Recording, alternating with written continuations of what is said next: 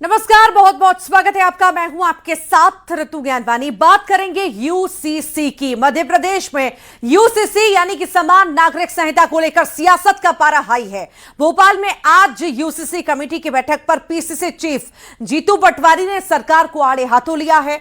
पटवारी ने सीधा सवाल दागा है कि एमपी से पहले जिन राज्यों में यूसीसी आया वहां क्या नफा नुकसान हुआ। उन्होंने आदिवासियों की संस्कृति का हवाला देते हुए पूछा कि क्या सरकार आदिवासियों के अधिकारों के साथ अन्याय करने जा रही है। जीतू पटवारी यहीं नहीं रुके, उन्होंने बीजेपी को अर्थव्यवस्था, महंगाई, घुसपैठियों के मुद्दे पर भी घेरा। जीतू पटवारी के इस हमले पर बीजेपी ने भी पलटवार किया। बीजेपी विधायक रामेश्वर शर्मा ने कांग्रेस को आड़े हाथों लेते हुए कहा, अगर कांग्रेस को कोई दिक्कत है या वो सुझाव देना चाहती है तो प्रशासनिक अकादमी जाकर अधिकारियों को बताए। उन्होंने साफ किया कि यूसीसी से आदिवासियों को कोई दिक्कत नहीं होगी, बल्कि दिक्कत किसे है ये कांग्रेस अच्छे से जानती है।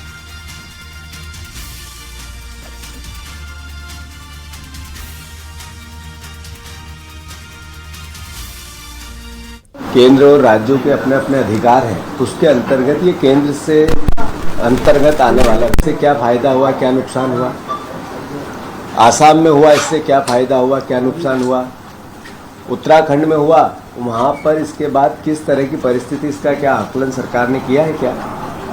मध्य प्रदेश दूसरे राज्यों से अलग स्टेट है।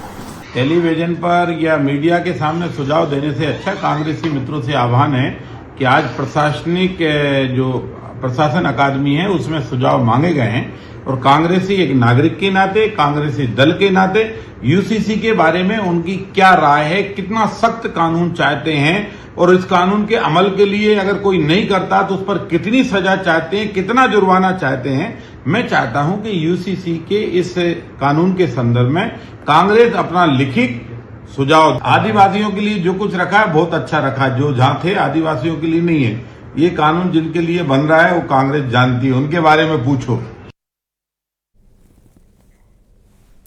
और हमारे साथ खास चर्चा के लिए खास मेहमान भी जुड़ेंगे। सबसे पहले हमारे साथ बीजेपी प्रवक्ता जुड़े हैं, वाणी अहलूवालिया। वाणी जी, बहुत स्वागत है आपका, हमारे साथ जुड़े हैं। यूसीसी को लेकर सियासत हम लगातार देख ही रहे हैं, नफा नुकसान की बातें लगातार हो ही रही हैं, पर इसी बीच कांग्रेस का यही कहना है कि आदिवासियों के हित के बारे में आखिर बीजेपी क्यों नहीं सोच रही। कई सारे मुद्दे हैं जिस पर गौर करने की बीजेपी को जरूरत है, सरकार को जरूरत है, पर मुद्दे भटकाने के लिए अलग अलग चीजें हमेशा बीजेपी लेकर आती है। नमस्कार करूंगी मैं ऋतु जी आपके सभी श्रोताओं को। आपने मुझसे पूछा है। जी जी जी, देखिए, बहुत विडंबना है कांग्रेस के होते हैं। सुर्खियों में रहना चाहते हैं हारे हुए पटवारी। आज सुबह भी हमने देखा है वेयर हाउस में अनियमितताएं थी, तो किस प्रकार से उन्होंने दोष उल्टा करने का एक कोशिश की। सिद्ध तो ये होता है जहां देश की सरकार सुनिश्चित कर रही है कि नियम कायदों का उल्लंघन ना हो, हम सुनिश्चित करें कि दायरे में हम सब काम करें, हम कुछ मापदंडों का आदर सम्मान करें, वही कांग्रेस ऐसे अनगलत बयान देकर सिद्ध करती है कि जिनके खुद के घर में अंधेरा हो वो बाहर क्या रोशनी जलाएंगे। देखिए, कांग्रेस हमेशा तुष्टीकरण की राजनीति का एक हथियार का उपयोग करती आई है। उन्होंने वर्ग के लोगों को गुमराह करने का एक प्रयास किया है, उनको कभी विकास के पथ पर नहीं जोड़ा, उन्हें सिर्फ वोट बैंक पॉलिटिक्स का आधार दिया। आज जब हम सुनिश्चित कर रहे हैं कि हमारे संवैधानिक जो सिद्धांत हैं, जो हमारे लोकतांत्रिक मूल्य हैं, उनको हम बिल्कुल धरा पर उतारें, हम सबको सम्मान दें, हम सबको सम्मान्यता के साथ इस देश के कानून के अधीन हम न्याय दें। हम शाहबानू का भी केस देख चुके हैं, हम ये भी देख चुके हैं ट्रिपल तलाक जैसा एक कानून जब लागू हुआ था तो हमारी बहनों को कितना राहत मिला था, उन्हें एक सम्मानजनक जीवन व्यतीत करने का एक अधिकार मिला था। तो जहां डाइवोर्स लॉज है, इनहेरिटेंस है, एडॉप्शन है, अन्य इस प्रकार की जो समस्याएं आती हैं, मुझे लगता है इनमें स्पष्ट और साफ एक सिद्धांत के अनुकूल हम न्यायपूर्वक, न्याय संगत हम विचार कर पाएंगे। साथ ही में पूरे देश में एक विधान, एक प्रधान, एक निशान, इस अवधारणा के अनुरूप हम जब कार्य करते हैं तो हम हमारी जो संवैधानिक संस्थाएं हैं उनको अधिक सम्मान के साथ काम कर रहे हैं, और हम संविधान के अनुरूप भी हम उसके सिद्धांतों का आदर कर रहे हैं। मुझे लगता है स्वागत होना चाहिए यूसीसी का। और कहीं भी देश में कहीं भी किसी के भी अधिकारों का हनन नहीं हुआ है। मैं ये भी स्पष्ट और साफ कर दूं कि हमारे माननीय गृह मंत्री जी ने ये स्पष्ट रूप से कहा था कि आदिवासी भाई बहनों को, परिवारों को चिंता करने की आवश्यकता नहीं है, उनके अधिकार सुरक्षित रहेंगे, उनके जो भी जरूरतें हैं, उनकी जो मान्यताएं हैं, उनका हम आदर करेंगे। जी, लौटूंगी आपके पास। राजनीतिक विश्लेषक हमारे साथ जुड़े हुए हैं निरंजन पोद्दार जी। निरंजन जी, बहुत स्वागत है आपका। उत्तराखंड के बाद मध्य प्रदेश की बारी। अब बैठकों का दौर भी चल रहा है यूसीसी को लेकर, बहुत जल्द लागू करने की तैयारी में सरकार है, पर सियासत भी हम देख रहे हैं। सर, क्या लगता है कि ये वाकई सामाजिक सुधार के लिए है यूसीसी, या राजनीतिक एजेंडा है और वही बन करके रह जाएगा? देखिए ऋतु जी, हमारे यहाँ कहा जाता है कि जैसी दृष्टि वैसी सृष्टि। और अगर बात करें हम यूसीसी की, तो देखिए मेरा ये मानना है कि जिस तरीके से हम अपने आइन को नाम देते हैं संविधान, और संविधान की अगर आप एक संधि विच्छेद करेंगे तो आपको ये चीज दिखाई देगा। संविधान का मतलब क्या है कि समान विधान, यानी कि संविधान। और अगर उस विधान के अंदर ही किसी के कुछ पर्सनल लो, किसी के कुछ पर्सनल लो, किसी के लिए कुछ, तो फिर आप एक ये बताइए, जो संविधान की प्रस्तावना के अंदर जो चीज है कि भाई हम भारत के लोग, और यहाँ पे जाति से, धर्म से, लिंग से, क्षेत्र से किसी प्रकार का कोई भेदभाव नहीं होगा, तो फिर समझ लीजिए वो हमारी जो परिणति थी वो तो कहीं ना कहीं पूरी नहीं हुई। वो अगर अवधारणा है, वो अवधारणा तो पूरी नहीं हुई। दो चीजें होती हैं ऋतु जी, एक चीज होती है, वो होती है कानूनी यानी कि वैधानिक, और दूसरी चीज होती है, वो होती है परंपरा।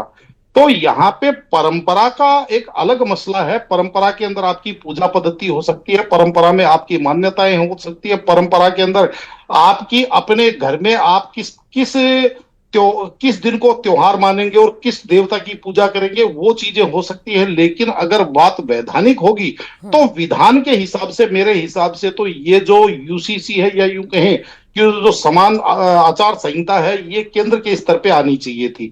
लेकिन अगर मान लीजिए किसी व्यवस्था के कारण केंद्र के स्तर पे नहीं आ रही है और ये राज्यों के स्तर पे आ रही है, तो भी आप इसको ये मान के चलिए कि पूरा नहीं तो अधूरा ही सही। और इसके अंदर अगर जो लोग विरोध करते हैं, मुझे एक बात बताइए, इतने वर्षों से ये यूसीसी गोवा में लागू हुआ है, क्या वहां किसी का कोई नुकसान हो गया, किसी की कोई सिटीजनशिप चली गई? और अगर मान लीजिए कुछ राजनीतिक दल केवल कुछ वर्ग की या कुछ लोगों के या कुछ वोट बैंक के लालच के अंदर इसका विरोध करते हैं, तो ऋतु जी आप ये बताइए क्या वो देश के साथ सही कर रहे हैं? क्योंकि आप ये मान के चलिए कि अगर एक देश के अंदर अलग अलग पर्सनल लॉ कहां से आ जाएंगे? पर्सनल लॉ का मतलब क्या? आप यहाँ पे देश के अंदर, और उसके बाद में अगर आप ये कहते हैं कि कोई एक वर्ग है वो अपने पर्सनल लॉ से चलेगा, तो सबसे बड़ी आश्चर्यचकित बात तब होती है ऋतु जी, जब वो आधा पर्सनल लॉ तो मानेगा और आधा पर्सनल। एक बात बताइए यहाँ पर कि कानून बनाना या समाज को एक साथ लेकर आना, मनाना ज्यादा चैलेंजिंग बीजेपी के लिए क्या होगा, ज्यादा चैलेंजिंग सरकार के लिए क्या होगा? देखिए ऋतु जी, अगर सरकारों की इच्छा शक्ति अगर मजबूत हो तो मेरे हिसाब से सरकारों के लिए कोई बहुत बड़ी चीजें नहीं है, बहुत बड़ी चैलेंज नहीं होना चाहिए। हाँ, ये जरूर है राजनीतिक स्तर पे कुछ लोग इसका विरोध करते हैं। राजनीतिक स्तर के ऊपर कहीं कुछ चीजें ऐसी हैं जो सरकार के लिए थोड़ी सी अप्रिय हो सकती हैं, लेकिन वो तो आप ये मान के चलिए, जब भी कोई सुधार हुआ, आपको पता होगा हिंदू धर्म के अंदर एक प्रथा हुआ करती थी, सती प्रथा, जब उसका भी उन्मूलन हुआ था उस समय भी बहुत लोगों ने विरोध किया था। लेकिन उन विरोधों को दरकिनार करके ही कोई भी संवेदनशील समाज कहीं कहीं ना कहीं प्रगतिशील समाज के रूप में परिवर्तित हो पाता है ना, तो आपको ये चीज भी समझनी चाहिए। और रही बात चुनौतियों की, तो आप मुझे एक बात बताइए, क्या 3 तलाक का जब सरकार ने बिल पास किया था उस टाइम चुनौती नहीं थी? क्या जब धारा 370 का जब उन्मूलन किया था उस समय भी चुनौतियां थी? चुनौती हर उस सुधार कार्यक्रम के अंदर ऋतु जी होगी, जो सुधार कार्यक्रम किसी की कोई भी व्यक्ति, आप ये समझ लीजिए, इतने वर्षों से जब अपना एक अधिकार समझ बैठता है, किसी लिबर्टी को वो अपना अधिकार समझ बैठता है, तो उसको जब वो चीज उससे वो चीज जब वापस ली जाती है तो निश्चित रूप से उसको उस चीज की पीड़ा होती है। और ये चुनौतियां तो सरकारों के साथ चलती ही रहती हैं, चाहे वो आप कुछ भी ना करेंगे तो वो भी चुनौती है। लेते हैं कांग्रेस से हमारे साथ स्वतंत्र सिंह जी जुड़ गए हैं। स्वतंत्र जी बहुत बहुत स्वागत है आपका। सवाल यही है कि अगर यूसीसी समानता की बात करता है तो आखिर विपक्ष उसका विरोध क्यों करता है? कहां पर खामियां नजर आती हैं आपको? मैम, कांग्रेस पार्टी यूसीसी का विरोध नहीं करती। ये संविधान में अनुच्छेद 44 में वर्णित है। कांग्रेस पार्टी ऐसी किसी भी चीज का विरोध नहीं करती जो संवैधानिक है। ये काम बीजेपी का है। एक्चुअली में ये जो भ्रम फैलाया जा रहा है, ये कांग्रेस पार्टी इसके विरोध में है, ये मुद्दों से भटकाने की एक चाहत है। इसका विरोध किसने किया था, मैं आपके स्टेटमेंट पे कोट करना, आपकी टीवी पे कोट करना चाहूंगा। 23 अगस्त 1972 को एक व्यक्ति ने साक्षात्कार दिया था, और KR मलकानी नाम के एक जर्नलिस्ट को। उसमें कहा था उन्होंने, मैं नहीं मानता कि राष्ट्रीयता की भावना विकसित करने के लिए यूनिफॉर्म सिविल कोड की जरूरत है। सामंजस्य और एकरूपता दो अलग अलग बातें हैं, और एकता के लिए सामंजस्य चाहिए, एकरूपता नहीं। यानी India needs unity more than uniformity. और ये बात किसने की थी, वाणी जी से पूछिए जरा। ये कही थी हमारे गोलवालकर साहब ने। तो RSS और गोलवालकर और इस प्रकार के जो संगठन है, समय समय पर यही लोग यूसीसी का विरोध करते आ रहे हैं। हम सब राम भक्त लोग कभी भी जीवन में इसका विरोध नहीं करते हैं। हमें यूसीसी का कोई विरोध नहीं है मैडम। हमें यूसीसी पर सिर्फ और सिर्फ कुछ चिंताएं क्या है? चिंता नंबर 1 कि अगर ये यूसीसी राज्य के स्तर पर ले आया जा सकता था तो 23 साल से भारतीय जनता पार्टी की सरकार मध्य प्रदेश में थी, आज तक क्यों नहीं आया? पर्सनल लॉस कॉन्करेंट सब्जेक्ट में है और उस पर राज्य कानून बना सकता है। यह बात क्या बीजेपी को आज समझ में आ रही है? 23 साल पहले समझ में नहीं आई। तीसरी बात सबसे महत्वपूर्ण कि जिस प्रकार से आदिवासियों की सांस्कृतिक पहचान और यहां तक कि उनका जो ऐतिहासिक गौरव है वो भी बीजेपी छीनना चाहती है, तो क्या इस यूसीसी के माध्यम से वो इनके सांस्कृतिक स्वायत्तता पर, उनकी सांस्कृतिक जो इतनी बयानबाजी है, सियासी बयानबाजी किस आधार पर हो रही है, ये बताइए? तथ्यों पर हो रही है, आशंकाओं पर हो रही है? स्वतंत्र जी। मैडम, जिस प्रकार से आदिवासियों को लेकर इनका विचार है, जिस प्रकार जो हाल इन्होंने केन बेतवा लिंक प्रोजेक्ट में 22,000 परिवारों को किया, उससे पहले जिस प्रकार से अंडमान निकोबार में इन्होंने जो काम किया आदिवासियों के साथ, जिस प्रकार से यहाँ लाखों हेक्टेयर जमीन छुड़ा ली गई है आदिवासियों की, जिस प्रकार से यहाँ पीस और फॉरेस्ट एक्ट का एक वीक इंप्लीमेंटेशन है, जिस प्रकार से ये आदिवासियों तो होता है ना स्वतंत्र जी कि ड्राफ्ट अलग अलग जगह का अलग अलग होता है। ड्राफ्ट तैयार होगा, उसमें अलग अलग चीजें होंगी, उस आधार पर टिप्पणी करना सही है ना? तो भाई साहब टिप्पणी ड्राफ्ट लेकर के आइए मैडम, जिस दिन ड्राफ्ट लेकर के आएंगे वही सवाल मेरा था, वही बीजेपी से मेरा सवाल है। वाणी जी, ये बताइए कि आप तैयारी में तो हैं, सारी बैठकें भी हो रही हैं, आखिर ड्राफ्ट कब आएगा और कितना इंतजार करना होगा? सार्वजनिक क्यों नहीं कर दिया जाता अगर ये आम जनता के हित में है तो? ऋतु जी देखिए, ये जो ड्राफ्ट तक जो काम है कर रहे हैं, उस तक पहुंचने की जो प्रक्रिया है, उसमें हमने एक जनता से भी उनका सुझाव मांगा, उनसे 12-13 जो पॉइंट्स थे उनके ऊपर अब उनसे रायशुमारी मांगी थी, जिससे निरंतर मुझे लगता है ये आंकड़े और रुझान एकत्रित हो रहे हैं, उनको एनालाइज किया जा रहा है। जनता किस प्रकार से हमको रिस्पांस दे रही है, हमें क्या सुझाव दे रही है, ये सब बिंदुओं पर अध्ययन होकर फिर वो ड्राफ्ट तैयार होगा। आज जैसे आप जानते हैं कि भोपाल में बैठक भी है इसकी, ये अंतिम कुछ दिनों की बैठक है जिसके बाद ड्राफ्ट हमारे सामने होगा। पर मैं बहुत हैरान हूं कांग्रेस प्रवक्ता के बयान सुन के। मुझे लगता है जिसने भी सुना वो दो चीजों का तो इंटरप्रिटेशन निकालेंगे। एक, इन्होंने जितू पटवारी का विरोध कर दिया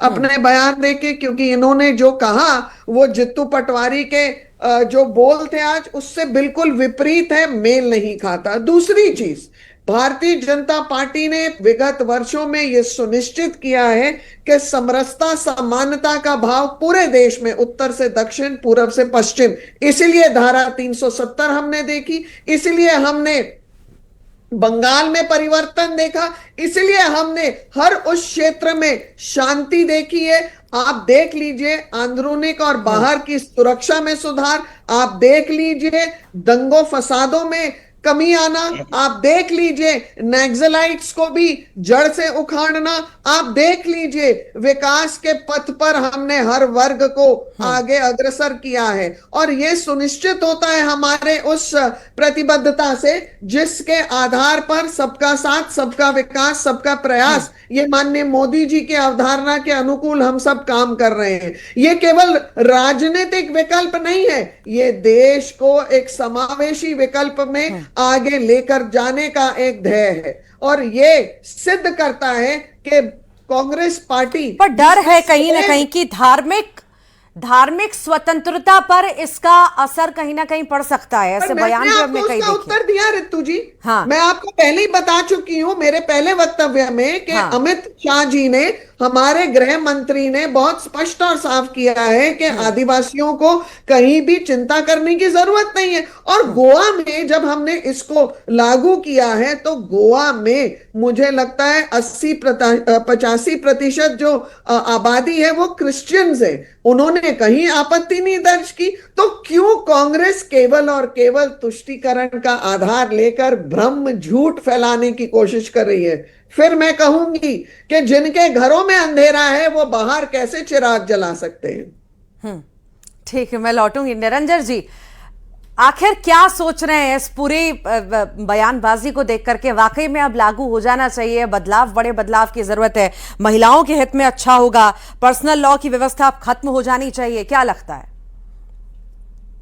देखिए रितु जी, किसी भी देश के प्रगतिशील होने के अंदर उस देश की जो बाधाएं, उस देश के अंदर जो बाधाएं होती हैं, वो सबसे पहली बाधाएं होती हैं कानूनी पेचीदगियां हैं। और अगर उन कानूनी पेचीदगी त्रुटियों को अगर निकाल करके बाहर किया जाए तो इसके अंदर कहीं कोई अतिशयोक्ति नहीं। अभी आपने एक प्रश्न किया था कि धार्मिक स्वतंत्रता के ऊपर आघात, तो देखिए रितु जी, आपको एक चीज और मैं बता दूं, हमारे यहाँ चाहे कोई भी वर्ग हो, यानी कि मैं अगर बात करूं मुस्लिम वर्ग है, मुस्लिम वर्ग में भी आप देखेंगे तो हो सकता है सरिया के अंदर 4 शादियां वैध हो, यानी कि बहु विवाह उसके अंदर वैधानिक हो सरिया के अंदर। लेकिन वास्तव में अगर आप सामाजिक दृष्टिकोण से, यानी कि सोशल के अंदर आप जाएंगे तो वहां पे आप देखेंगे मोस्टली घरों में एक व्यक्ति एक ही शादी करता है। तो इसका उनके ऊपर वैसे कोई बहुत ज्यादा फर्क पड़ने वाला नहीं है प्रैक्टिकली। और जिस तरीके से भी आसाम में लागू हुआ है, जिस तरीके से उत्तराखंड में लागू हुआ है, वहां पे किसी की भी धार्मिक आस्था तार नहीं हुई। लेकिन वास्तविकता क्या है कि जिस तरीके से आपने देखा होगा कि सीएए कानून आया था, या यूं कहें कि उस समय जिस तरह पूरा देश उस समय एक उद्वेलित हुआ था, तो उस समय लोगों ने उसको एक अपनी मूंछ का कहें या अपनी ईगो या प्रतिष्ठा का उसको सवाल बना लिया था। और कुछ राजनीतिक दल अपने राजनीतिक स्वार्थ में उनके साथ खड़े होते हुए दिखना चाहते थे, जबकि उस समय भी सरकार बार बार ये कह रही थी कि इससे भारतीय लोगों के ऊपर किसी की भी नागरिकता का ऊपर असर नहीं पड़ेगा। और वो आज हमें दिखाई दे भी रहा है कि उससे किसी की भी कोई नागरिकता नहीं है, वो नागरिकता देने का कानून था। तो उसी तरीके आज यूसीसी आ रहा है, इससे कोई प्रभावित हो या कोई प्रभावित ना हो, लेकिन वास्तव में क्या है कि कुछ लोग जिस वर्ग के अंदर एक ये भावना है, उस वर्ग के साथ अपने आप को जुड़ा और खड़ा दिखना चाहते हैं। मेरा ये मानना है कि अगर वास्तव में आप भला करना चाहते हैं तो पहले आप ड्राफ्ट जो जिस तरीके से सुझाव मांगे हैं, आप अपने सुझाव वहां दीजिए कि सरकार को क्या क्या इसमें सम्मिलित करना चाहिए और क्या क्या सम्मिलित नहीं करना चाहिए। उसके बाद में जब एक ड्राफ्टिंग कमेटी, मैं कंप्लीट कर दूं स्वतंत्र जी, अगर यूसीसी नहीं तो समानता के लिए और क्या फिर? समानता तो हमारे इस देश में पहले से ही है। लेकिन मैं अपनी बड़ी बहन वाणी जी का कुछ बातों पर प्रतिकार करना चाहूंगा। पहले तो वाणी जी को इस चीज का ज्ञान ही नहीं है कि यूसीसी जो है गोवा में वो भाजपा नहीं लाई थी, भाजपा की सरकार कुछ दिन पहले ही बनी है वहां पर। यूसीसी गोवा में जिस दिन से गोवा का विलय भारत में हुआ, जिस दिन से कांग्रेस पार्टी ने पुर्तगालियों को खदेड़ करके गोवा का विलय भारत में किया, उस दिन से गोवा में यूसीसी लागू है। दूसरा, ये रामद्रोही, राम दरबार की चंदा चोर जब किसी प्रकार के राष्ट्रीय एकीकरण की बात करते हैं तो मुझे बहुत अजीब सा लगता है। ये सिर्फ और सिर्फ जो राम दरबार में चंदा चोरी हुआ है उस मुद्दे से भटकाने की पूरी तरीके से साजिश है। अभी राम दरबार में चंदा चोरी का किस्सा खत्म नहीं हुआ था मैडम कि ओरछा का केस है कहा गया। कल आपने अखबारों में पढ़ा होगा कि 2018 में निवाड़ी जब जिला बना था उससे पहले ओरछा में भी इसी जो ओरछा को हमारे मध्य प्रदेश का अयोध्या कहते हैं, वहां पर भी ठीक यही चंदा चोरी का केस था। 8 साल से एफआईआर दर्ज होने के बावजूद भी कोई जांच नहीं हो पाई और कोर्ट ने कल बिना जांच के 8 साल से जो केस पड़ा हुआ था उसको सबूतों के अभाव में खत्म कर दिया। तो भाई साहब, जब ओरछा में भी चंदा चोरी हुई 2018 में तो उसकी जांच आज तक नहीं हो पाई। अब ये चंदा चोर चले हैं एसआईटी बनाकर अयोध्या की चंदा चोरी की जांच कराने। बात कहां हो रही है, आप जा कहां रहे हैं, किस पर जवाब देना चाहिए, बहस चल रही है यूसीसी पर। मैं बात कर रहा हूं सिर्फ और सिर्फ जब ये समावेशिता की बात करते हैं, जब ये राष्ट्रीयता की बात करते हैं, राष्ट्रीय एकीकरण की बात करते हैं, जब ये धर्म की बात करते हैं, तो मैं सिर्फ आईना दिखाना चाहता हूं और सिर्फ इतना कहना चाहता हूं कि ये चंदा चोर पार्टी है। रोकना चाहूंगी फिलहाल के लिए। बहुत बहुत शुक्रिया हमारे साथ जुड़ने के लिए।